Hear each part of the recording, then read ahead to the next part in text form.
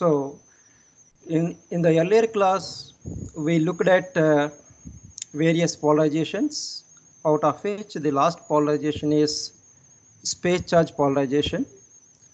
And we have seen that these polarizations are functions of temperature as well as frequency.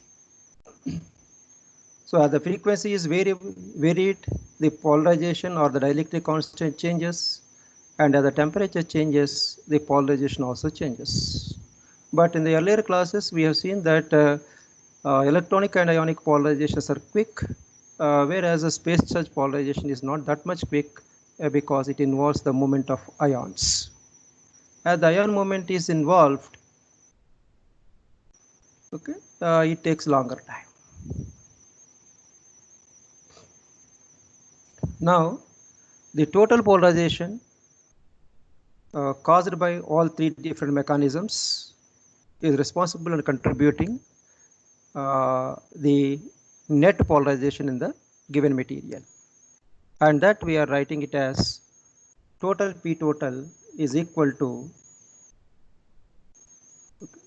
the P total value is the sum of ionic polarization plus this is electronic polarization, ionic polarization, orientation polarization, and space polarization. If you want more details about this, you please visit this website, and you can find some details on these polarizations. Now we will look at the important one, which we call it as the frequency dependence and temperature dependence of the dielectric polarizations. To understand these dielectric polarizations dependence, first we look at frequency dependence of dielectric polarizations. How the dielectric polarization changes with frequency. Now look at this. I am applying some electric field, AC field, and the polarization starts growing in the material. Or even if I apply DC, as with time, the electric field increases, and thereby the polarization also increases. Therefore, the polarization at any time t in the dielectric is given by P0 initial or maximum polarization in the dielectric multiplied by 1 minus e power, I should put a minus sign here, it is minus t by tau.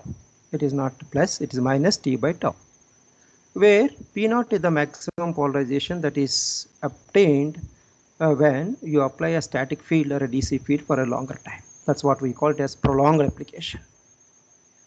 And tau is called the relaxation time for a particular process, and a t is called time taken for polarization to reach 63% of the maximum value, because it is a exponential one. If you draw a curve, the polarization simply goes on increasing, and attains a maximum value like this. The time taken to get maximum, as it is asymptotically reaching the saturation value, will take 63% of the development of polarization in the sample at the time for which the polarization process is occurring. That we call it as time taking as. So what is relaxation time? So relaxation time is different for different polarization process, but the time that is required to set in when the voltage is applied for a given dielectric polarization is called relaxation time. So we have seen these relaxation times also in the earlier class, that the set-in time for electronic polarization is 10 to the power minus 15 seconds. So now, depending on this, based on this, you can now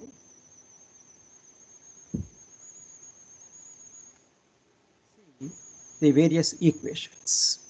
Now, I am discussing the variation of different polarizations with frequency. As the frequency is increased in this manner, frequency is going on increasing from 0 to 10 to the power 15 hertz.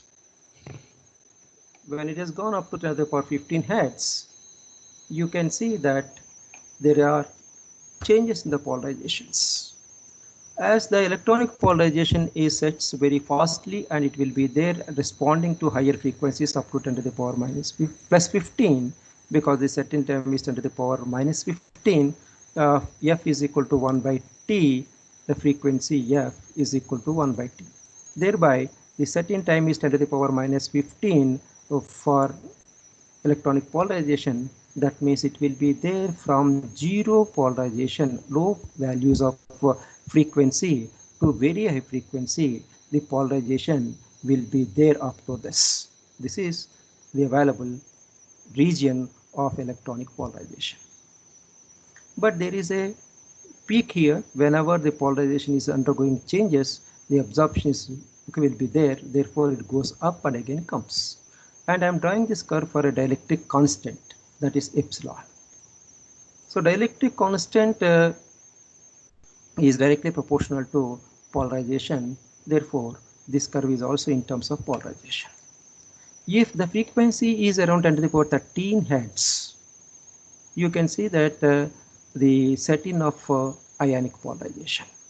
If the frequency is more than 10 to the power 15, the ionic polarization cannot respond because the time is 10 to the power minus 14 seconds only, setting time.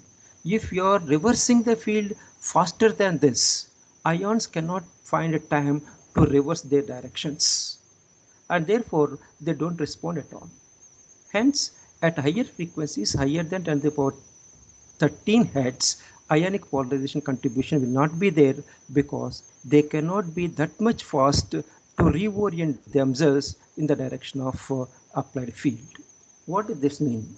Meaning that if I apply an AC, AC will have the positive and negative halves. This is the positive half of the cycle, this is the negative half of the cycle. By the time if I take a dipole here, this is the dipole, during positive half, the dipole is in this direction because E is in this direction. During negative half, E will be in this direction, therefore dipole has to rotate in the backward direction. But by the time it starts rotating, the next cycle will also come, because to rotate back, the ionic polarization requires 10 to the power minus 14 seconds minimum, but we are not giving that much of time when you are applied 10 to the power minus 15 or more than 10 to the power 14 hertz. Hence, they won't respond. As they are not able to respond, then we don't have that polarization at higher frequencies. Therefore, from lower frequencies up to this only, we have ionic contribution. And after that, frequencies, ionic contribution will not be there. If you go for orientation polarization is very slow process. Therefore, it will be starting at 10, up to 10 to the power 8 hertz only. If I say more frequency, then these ions which are oriented in this direction, they cannot be rotated back by this term. So if this is the ion, say dipole like this, and these dipoles will take longer time to rotate themselves in the opposite direction.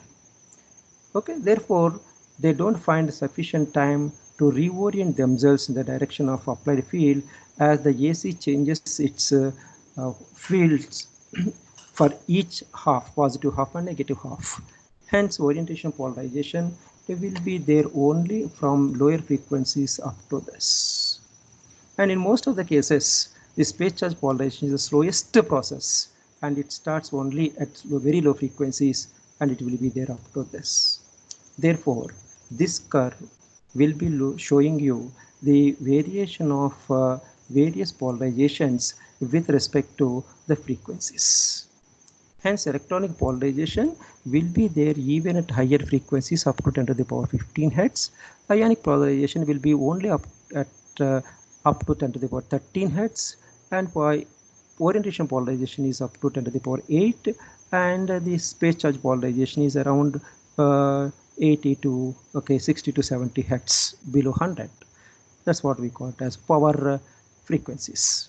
Hence, if I take all of them, This is the contribution which we have derived for ionic polarization. So this is alpha E, and we have derived the expression for this also, for this alpha 0, that is alpha I, okay, that is ionic polarization.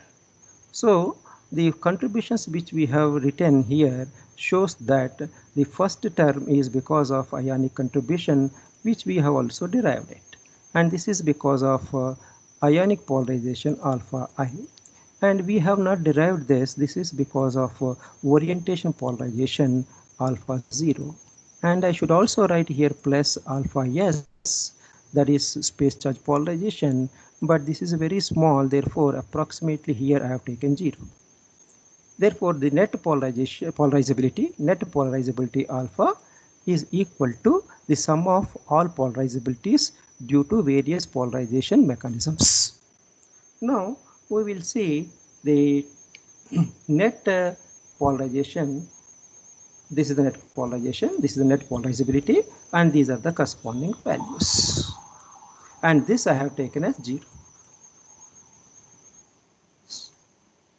Next we'll see the frequency dependence of polarizations in terms of the field, frequency of the applied AC. So electronic polarization is there up to 10 to the power 15 hertz. Ionic polarization is 10 to the power 13 hertz only. Orientation polarization is up to 20,000 hertz or 20k hertz. And space charge polarization is only up to 50 to 60 hertz. And now we'll go to the temperature dependence of this.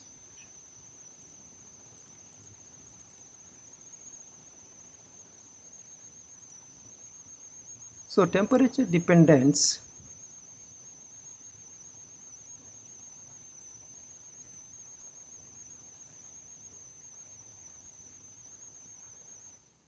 is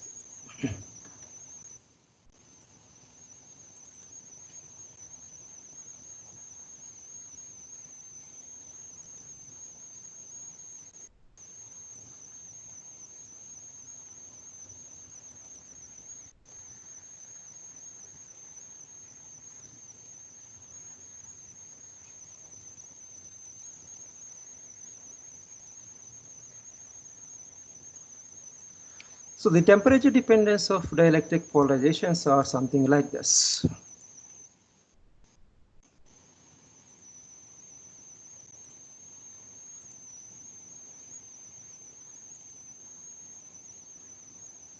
So I'm sharing this again because of okay.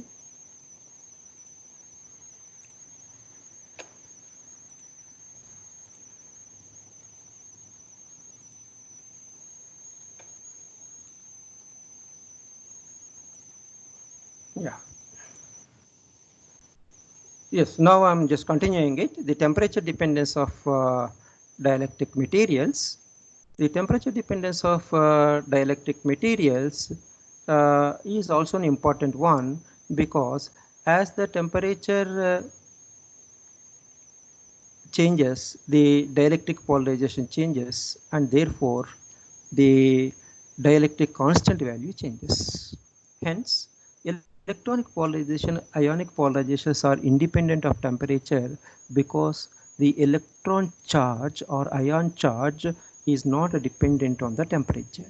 Since we have used the equation that the dipole moment, electric dipole moment, mu, if I take it, I'll write mu is equal to the charge q into distance d. So this value will not change with temperature, because once the atoms are separated to form a dipole moment, this d is fixed. This is the d. This d is fixed. This is the dipole formed rate. This is the fixed d. So the charge on each of them is q, you know it. The charge is q. Thereby, we can now say that as the charges are get separated initially, they may be coincided or maybe get separated some, okay, once they are coincided, the applied field separates them. Once the separation occurs, the force due to this F, because of the applied field, you know that this is equal to Q times or charge E times E. But once they have separated, the Coulomb force Fc comes into picture. Once there's a Coulomb force is coming, as the distance is increasing, Coulomb force decreases. Thereby, at certain point, the force due to applied field is equal to the force due to Coulomb field. Therefore, this Coulomb force and the applied force gets neutralized, and after that, the D cannot increase, and therefore D will be constant, and hence mu is equal to constant, and thereby the dielectric polarization mechanisms, electronic and ionic polarizations are not the temperature dependent. So electronic and ionic are independent of temperature. In case of orientation polarization and space polarization, they are temperature dependent, because orientation polarization is the orientation of the molecules. Once the molecules are oriented, or dipoles are oriented at a particular temperature, as the temperature increases, the kinetic energy of the dipoles also increases, or atoms also increases, and thereby atom starts vibrating, and thereby they undergo random, and this randomness will decrease the orientation polarization. In space charge polarization also, that it is temperature dependent, because the amount of the salt you are dissolving, or the for a solid electrolyte at different temperatures, the phases of the multi phase dielectrics are different. As the phases are different, the accumulation of charge is different. That's what also we'll see in the next class by taking an example. That is called the space, okay? The dependence of orientation polarization and space charge polarization on temperatures. So as the orientation polarization is decreases with increase in temperature, as the permanent dipoles got disaligned. And space charge polarization also but increases with increase of temperature, because the number of ions available may be increasing, and diffusion constant of atoms increases as the temperature increases. Thereby, the space charge polarization is again a function of temperature. Now look at this one. We will look at some other materials for engineering applications. We have seen that dielectric materials are insulating materials, but they do have some engineering applications. So in such cases, similar to ferromagnetic materials, we do have ferroelectric materials and paraelectric materials also. So to get this idea on ferroelectric materials, they are almost same as that of ferromagnetic materials, but they are magnetic based one. These are applied electric field based materials. So a ferroelectric material is a dielectric material which is having something like similar uh, properties of ferromagnetic materials. Hence, we are using the word ferro. So, here I am now looking at a dielectric material which is placed in between the plates of a capacitor. And when voltage is applied, all of them dipoles are arranged with a minus sign close to positive plate and a plus sign close to negative plate. If I reverse the field, see here the field is positive here, negative here. If I reverse the minus to positive, then dipoles align themselves in the opposite direction, and therefore negative plate will have positive ions or positive dipole, so, and positive side we have negative ones. This is a dipole, and dipole will have a positive negative equal charge. Now negative charges of the dipole is pointed towards the positive plate, and similarly the positive charges are pointed towards the negative plate. Therefore direction of polarization has changed. So the changing the direction of polarization by the external field. If you put AC, AC keeps on changing, therefore the dipoles also keeps on changing within the dielectric material. Their direction will be changing. So now what is meant by a ferroelectric material? A dielectric material that shows spontaneous polarization is called ferroelectric material. Similar to a ferromagnetic material. Ferromagnetic material also will show a spontaneous magnetization, that is the magnetization, net magnetization, even in the absence of applied magnetic field. So in case of dielectric materials, they also show a net dielectric polarization even though no external electric field is applied. So those dielectric materials which show spontaneous polarization or the net polarization even in the absence of external field are called ferroelectric materials.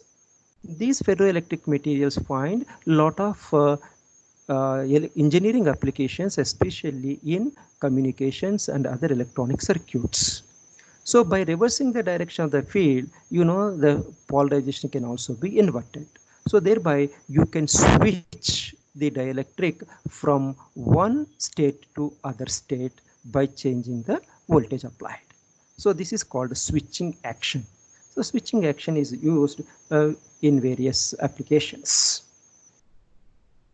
And also uh, they also maintain polarization even in the absence of the field.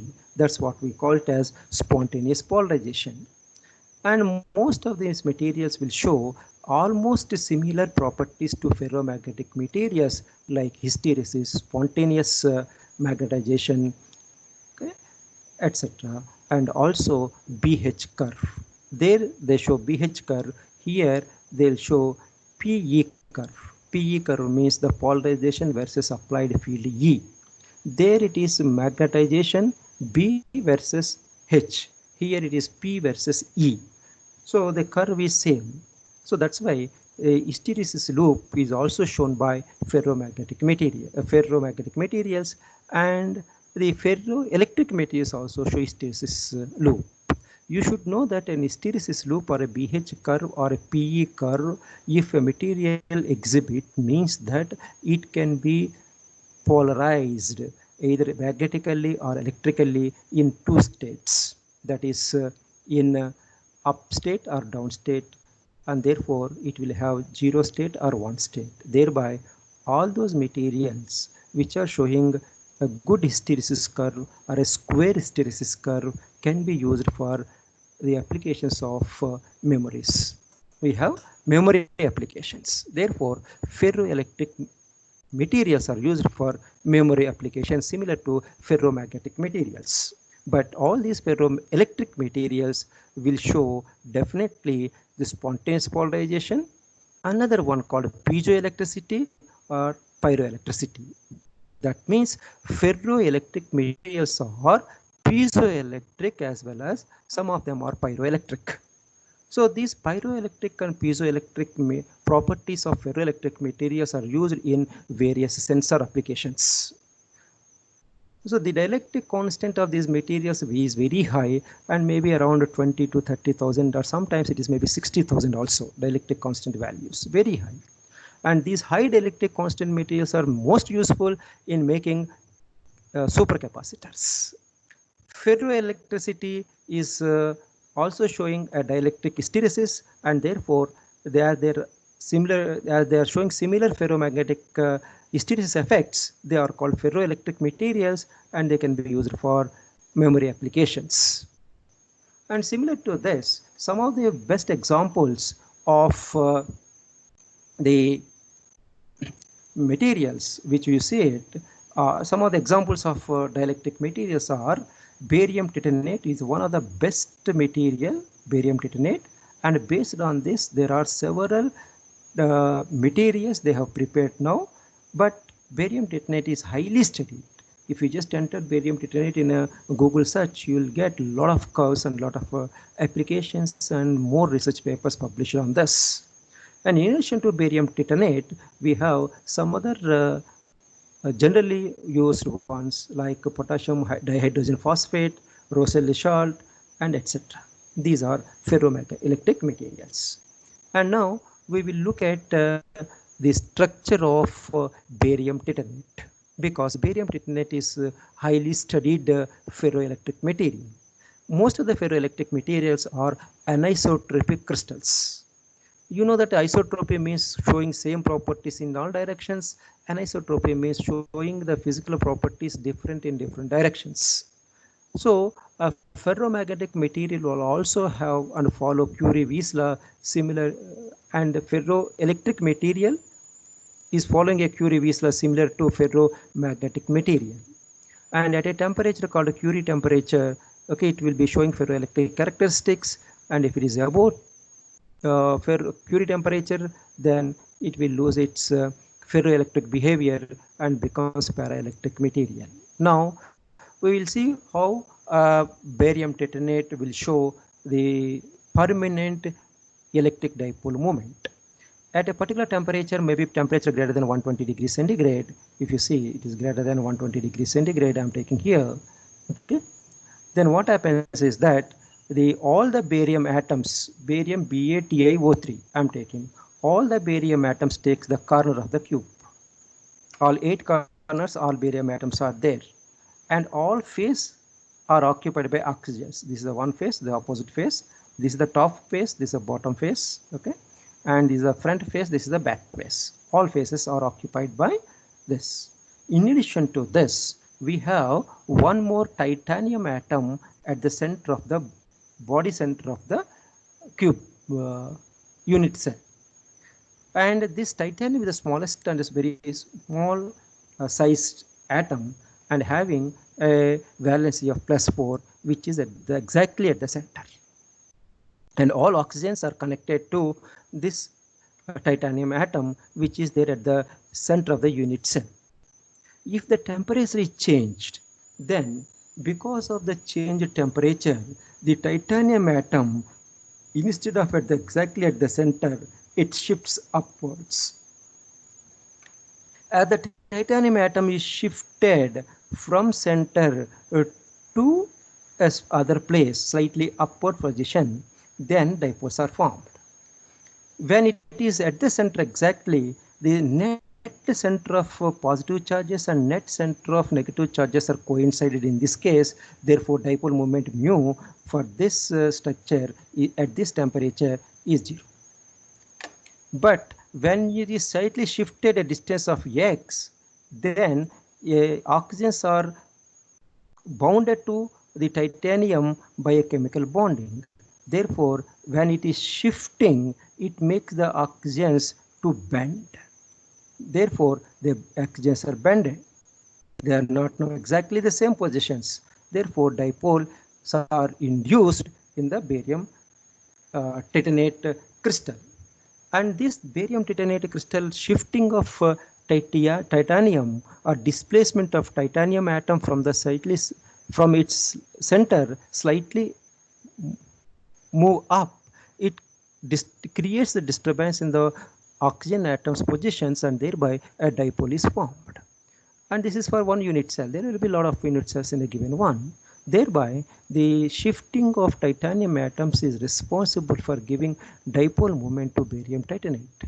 But as it is shifting, the structure of the barium titanate also changes with the temperature. Therefore, we will show here an important curve of a barium titanate polarization curve called how this will happen. Now look at this one. I am changing the temperatures from maybe okay minus 150 degrees to plus 150 degrees centigrade. And now I have here marked some of the cases when the barium titanate is above 120 degrees, it is exact cubic. That means titanium atom is at the center. Therefore, no polarization will be there. But and if the temperature is decreased at a particular temperature, it will become tetragonal. That means the side lengths of the cube have changed.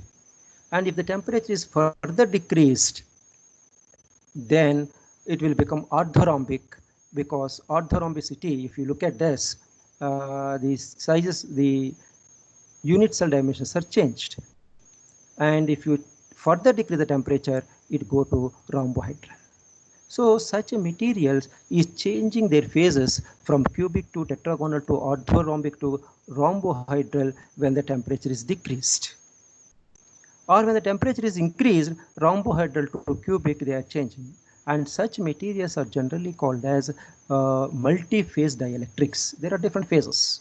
And these multi-phase dielectrics will have the charges accumulated with the different fashion. Thereby, the dielectric polarization is different. Thereby, the dielectric constant is different. So, I am taking on this axis dielectric constant, which I am showing maybe up to 10,000. Dielectric constant very high and the frequencies. But see how the polarization changes. I have not shown the polarization curve. I have shown only different structures what are possible for a BaTiO3 at a different temperatures. Now look at the curve. The curve is very interesting. This is the curve. That means dielectric constant value increases as the temperature is increasing, maybe up to say this temperature value, if I take it, maybe around minus 80 degrees centigrade. So if you keep the barium titanate at a temperature of minus 80 degrees up to this, okay, minus 80, then the polarization is changing up to that, and later what is happening, you see it at I'm writing here, this may be around minus 80 degrees centigrade, okay, 80 degrees centigrade. If at that it is degrade up to 80 degrees centigrade, it is rhombohedral structure. When it is just slightly crossing 80 degrees, minus 80 degrees centigrade, then you can see that there is a shift in the direction. That means I am now increasing the temperature, hence I have shown the arrow like this. Once you make it more, the polarization slightly decreases up to the phase change from orthorhombic to tetragonal. Once it goes to tetragonal, again the polarization shows a peak or a bump, and then it is the forward direction I am taking it, and after that this will change like this. This is also, instead of dielectric constant, you can write their dielectric polarization also on the y-axis. Therefore, if I go up to this, it goes maximum and it falls to 0 because the titanium atom has come to the center and remaining the cubic structure. Therefore, the polarization or dielectric constant becomes minimum. And hence, with increasing temperature, as I am increasing the temperature in this direction, the barium titanate is undergoing various. So this is minus 80 degrees. This is around minus 5 degrees centigrade. Okay, and this is around 120 degrees centigrade. Therefore, there are three different transition temperatures for barium titanate: minus 80 degrees centigrade, minus 5 degrees centigrade, and 120 degrees centigrade. But in this is a curve shown by the titanium barium titanate when the temperature is increasing. Now I decrease the temperature and I'll see how the curve is following. And that curve I'm showing here, it goes almost same, but it falls down. It goes, but goes more than that, and then it falls. And thereby you see there is here, it is not following the same path as that of the previous one. Therefore, it is going upward one and or forward direction, and it is a reverse direction when the temperature is decreased. And they are following different paths. So different paths they are following means that we have hysteresis here. This is hysteresis curve. If I write here, this is an hysteresis curve. We have an hysteresis shown by the barium titanate at minus 5 degrees. Again, if I decrease the temperature, it goes up. Again, it shows an hysteresis again at minus 80 degrees. So therefore, we have the hysteresis that is there in the barium titanate, and this hysteresis helps us to identify whether it can be used for the various applications, including memory applications. So this is the barium titanate polarization curve while increasing the temperature and decreasing the temperature. Now we look at some of the applications of the ferroelectric materials. In general, they are also dielectric material applications. Because their dielectric constant is very high, in the earlier graph we have seen it is 10,000 is the dielectric constant. The dielectric constant is more means that if I keep that material between the plates of a capacitor, it stores more charge. Therefore, the capacitance increases many times, 10,000 fold increment will be there in the capacitance. Hence, they can be used for storing high charge, and hence we say that high capacitance can be achieved. So one of the important applications of ferroelectric materials is to enhance the storage capacity of a capacitor.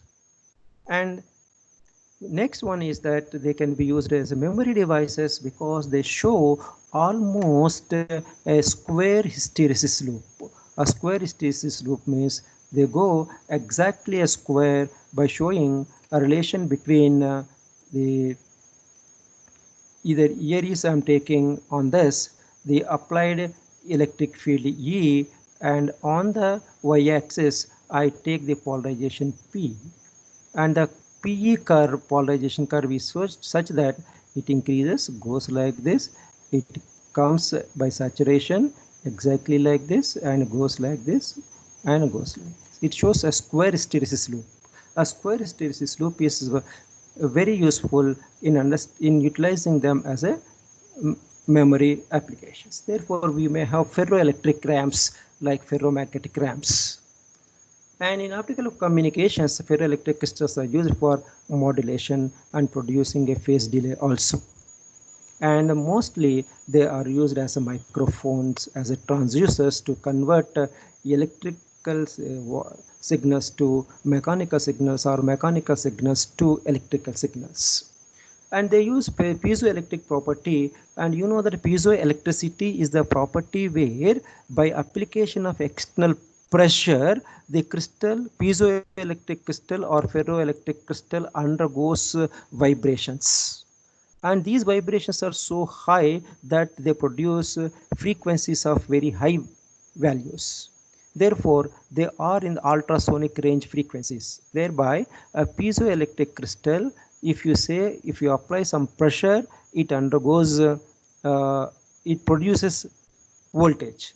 If you apply voltage, it produces physical changes in the dimensions of the crystal. That is nothing but vibrations. These vibrations are so intense that they produce the frequencies in ultrasonic wave range. Therefore, we use generally inverse piezoelectric effect to produce ultrasonics. Hence, a ferroelectric material, when applied by a voltage, it undergoes dimensional changes in opposite direction perpendicular to applied voltage, and these vibrations will produce ultrasonic waves, which is called as piezoelectric effect or inverse piezoelectric effect. And these inverse piezoelectric effect used in sonars and many other applications as a transducers. In addition to that, we have pyroelectric application. Pyro means heat. If you apply heat, you will get electricity. Therefore, if the ferroelectric crystal is heated slightly, you will get voltage applied. Or if you apply voltage, you will get heat out of the opposite phases. Thereby, you can use them to detect temperature or infrared radiation.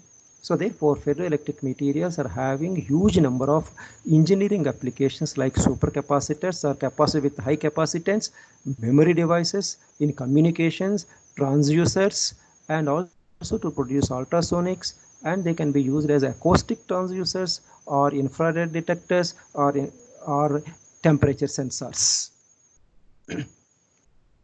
So what is a piezoelectric materials and what are they used? Piezoelectric materials are those materials which are capable of producing electricity when pressure is applied, or inversely, if you apply electricity, you will get pressure changes or vibrations.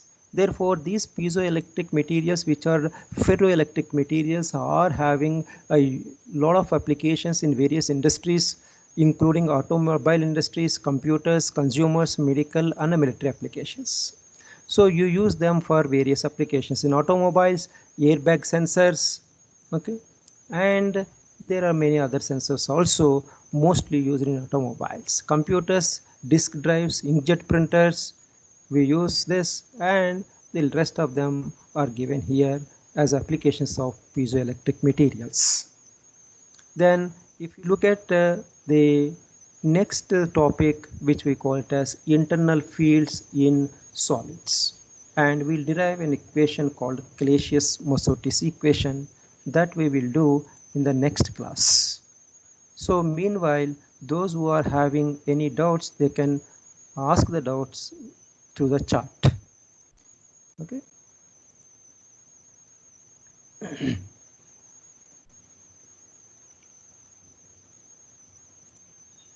So those who are having any doubts, they can now ask the doubts and clarify.